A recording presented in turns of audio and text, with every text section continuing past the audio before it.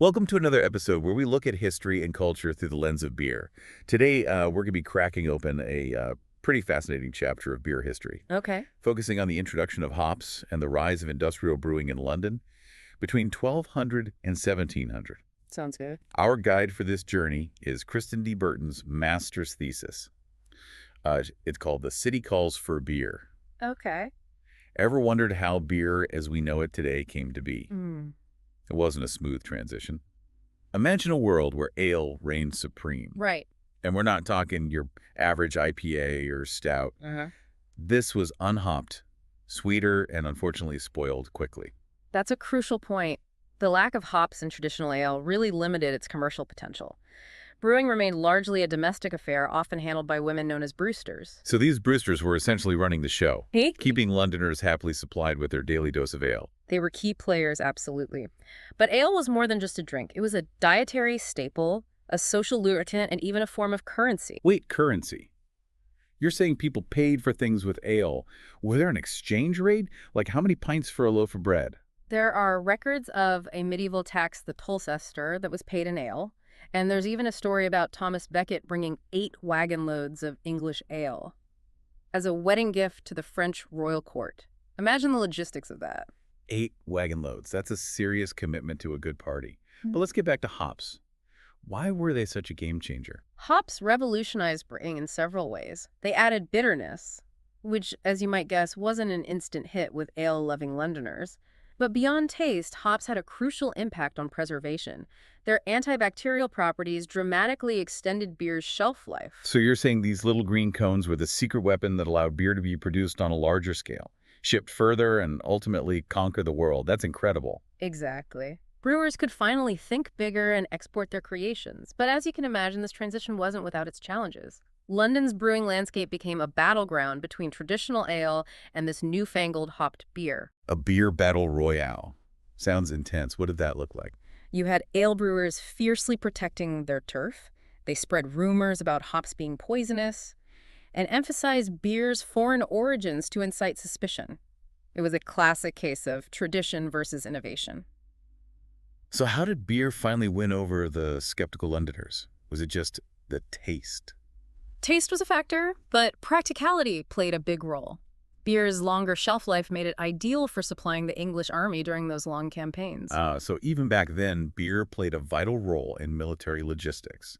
Makes you wonder if those early brewers realized they were fueling England's military might one pint at a time.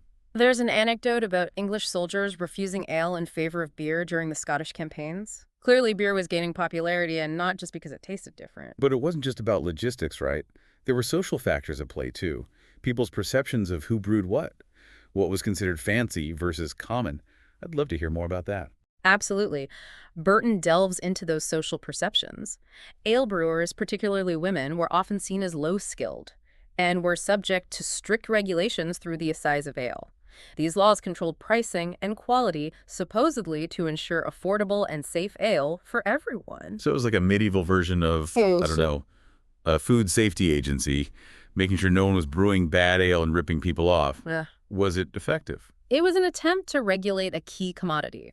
It shows just how essential ale was to daily life, but the introduction of beer definitely disrupted the system. The authorities had to figure out how to regulate this unfamiliar brew. Imagine the ale tasters whose job it was to test ale quality now facing this new bitter concoction. I bet they weren't thrilled. But beer wasn't going anywhere, was it? Not at all. Despite the hurdles, beer brewers eventually formed their own guild, marking their rising influence and setting the stage for their eventual dominance. So the ale brewers had their traditions, their regulations, but the beer brewers with their hops and their new guild were a force to be reckoned with. What happens next in this brewing saga?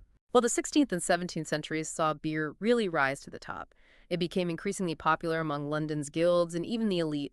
Ale got pushed further out, becoming more of a country drink. So it's like beer went from this foreign novelty to the drink of the fashionable set.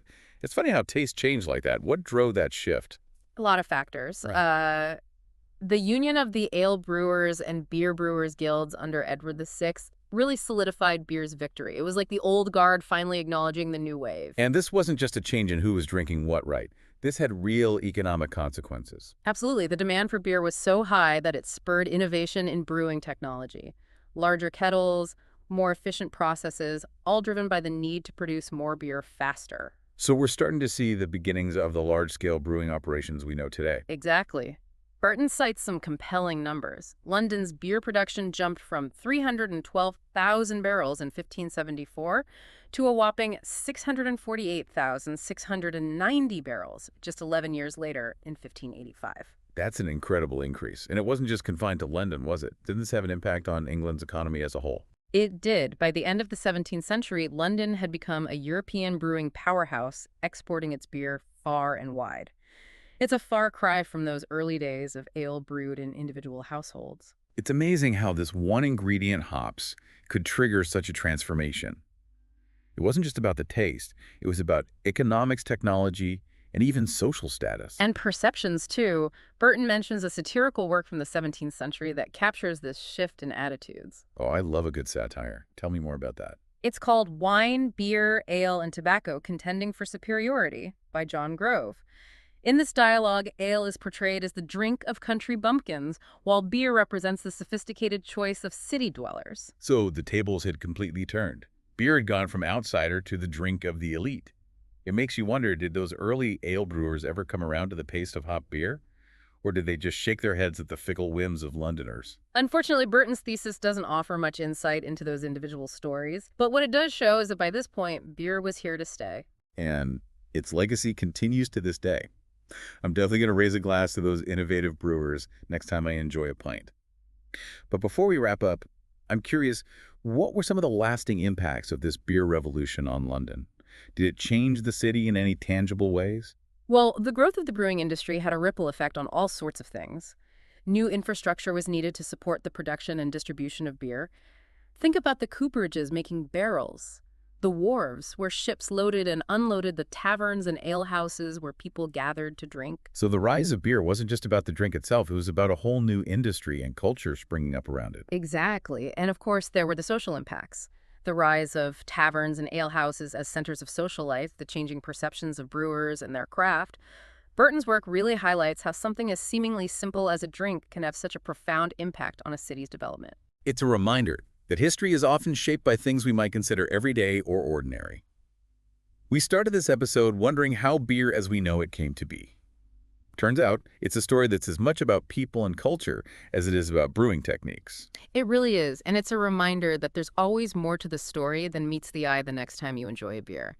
You can think about those early brewsters, the hop revolution, and how a simple drink helped shape a city. Cheers to that. I know I'll never look at a pint the same way again. So as we wrap up our journey through the beer-soaked streets of historic London, what are some of the key takeaways you hope our listeners will remember?